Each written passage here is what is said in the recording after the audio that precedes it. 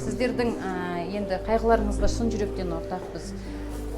Осындай жағдайда енді бізде өз тарапымыздан сіздерге кішігірім болса да көмек ретінде жаңағы пәтер береді дедік.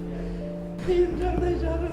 Енді бекем болыңыз апай, бекем болыңыз. Сендерге рахмет, бірақ осындайды болады деп ойладым. Қазір официальный жаңағы документтеріңізді қолдарыңызға алып, кілттеріңізді алып, Рахмет жаным. сол оформление өтсін. Жүріңіздер, қол қоюшы кісілер мына жерге отырсын. Квартира жөнінде қазір қол қойып қойғаннан кейін түсіндірем, қай жерде находится. Сізде 3 бөлмелі пәтер. Соны акимат буквально шаговой доступности.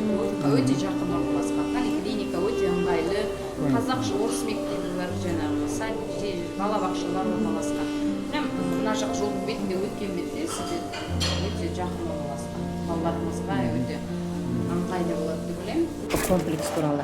Комплекстің өзі міне қалай тура осы. Біз қазір мына очередьті тапсырып өткіздік. Сіздер мына очередьтен алып жатырсыз.